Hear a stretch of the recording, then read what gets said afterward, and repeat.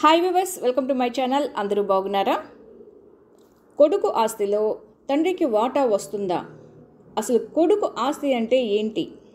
అతనికి ఎక్కడి నుంచి వచ్చినటువంటి ఆస్తులని అతని సొంత ఆస్తులు అంటారు అన్న విషయాన్ని ఈరోజు మనం తెలుసుకుందాం. కొడుకు ఆస్తి అంటే అతను సొంతంగా సంపాదించుకున్నటువంటి ఆస్తి కానీ, లేదా భార్య ద్వారా వచ్చినటువంటి ఆస్తి కానీ, లేదా వారసత్వరీత్యా వచ్చినటువంటి ఆస్తి కానీ, లేదా అతనికి ఎవరైనా బహుమతిగా ఇచ్చినటువంటి ఆస్తులు కానీ, ఏ ఆస్తి అయినా సరే అతని పేరు మీద కానీ ఉంటే అది అతని సొంత ఆస్తి కింద వస్తుంది.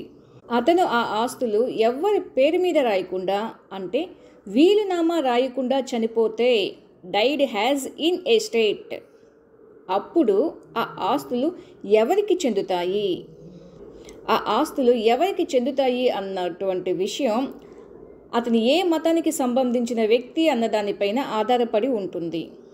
అంటే అతను ముస్లిం కానీ అయితే ముస్లిం చట్ట ప్రకారం, క్రిస్టియన్ కానీ అయితే క్రిస్టియన్ చట్ట ప్రకారం, హిందూ కానీ అయితే హిందూ చట్ట ప్రకారం ఆ ఆస్తులు అనేవి పంచవలసి ఉంటుంది.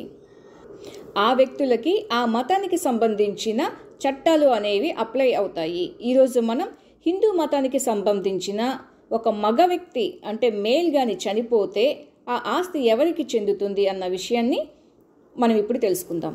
ఒక హిందూ మతానికి సంబంధించిన వ్యక్తి తన ఆస్తిని ఎవరికి వీలునామా రాయకుండా చనిపోతే ఆ ఆస్తిని ద హిందూ సక్సెషన్ యాక్ట్ 1956 ప్రకారం పంచుకోవాల్సి వస్తుంది.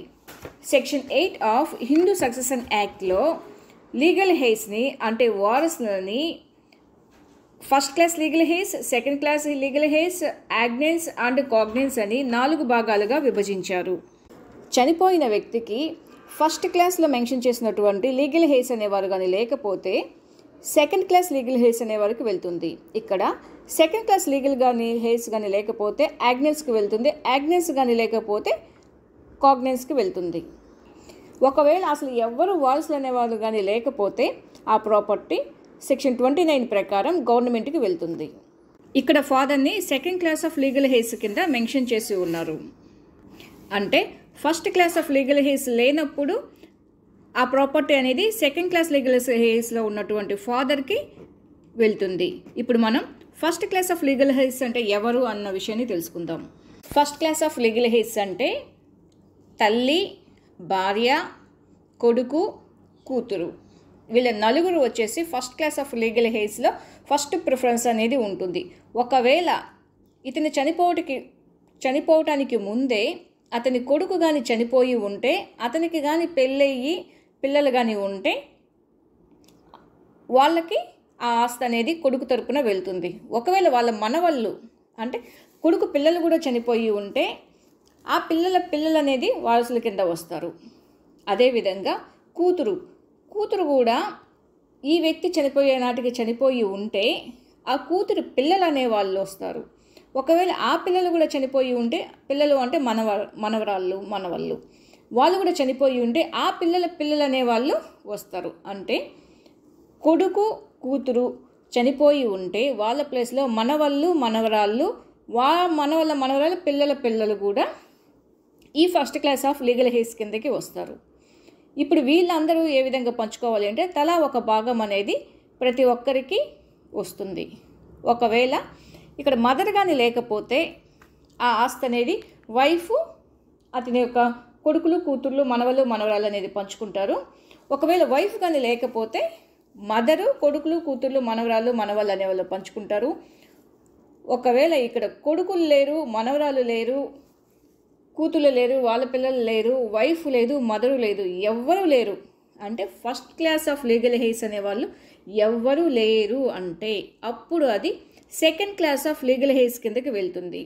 ఇప్పుడు మనకి సెకండ్ క్లాస్ ఆఫ్ లీగల్ హెయిర్స్లో ఫస్ట్ ప్రిఫరెన్స్ కింద ఫాదర్ని మెన్షన్ చేస్తున్నారు. కాబట్టి సెకండ్ క్లాస్ ఆఫ్ లీగల్ హెయిర్స్లో ఇప్పుడు మనం ఫస్ట్ క్లాస్లో చెప్పినట్టు సన్ను డాటర్ యొక్క పిల్లలు, మనవరాళ్ళు, మునిమనవరాళ్ళు ఎవ్వరూ లేకపోతే, భార్య కూడా లేకపోతే, చనిపోయిన వ్యక్తి తల్లి కూడా లేకపోతే అప్పుడు ఆ ఆస్తి మొత్తం వాళ్ళ ఫాదర్కి వెళ్తుంది. అంటే ఆ కొడుకు ఆస్తి మొత్తం ఫాదర్కి వెళ్తుంది. ఉదాహరణకి చనిపోయిన వ్యక్తికి 25 సంవత్సరాలు అనుకోండి, అతనికి అప్పటికి పెళ్లి కాలేదు, వాళ్ళ మదర్ కూడా చనిపోయి ఉన్నారు. కాబట్టి first class of legal hairs అనే వాళ్ళు ఎవరు లేరు. కాబట్టి ఆ ఆస్తి సెకండ్ క్లాస్ ఆఫ్ లీగల్ హెయిర్స్లో ఉన్నటువంటి ఫాదర్కి ఆ ఆస్తి మొత్తం చెందుతుంది. కాబట్టి కొడుకు బతికున్నప్పుడు ఆ కొడుకు ఆస్తి పైన తండ్రికి హక్కు అనేది రాదు, ఆ ఆస్తి అనేది రాదు. అలాగే కొడుకు బతికున్నప్పుడు ఆ ప్రాపర్టీని వేరే ఎవరికైనా, అంటే భార్య పిల్లలకి తల్లికి కాకుండా వేరే ఎవరికైనా సరే ట్రాన్స్ఫర్ చేసుంటే, రాసిచ్చుంటే, అలాంటి పరిస్థితులలో కూడా తండ్రికి హక్కు అనేది రాదు.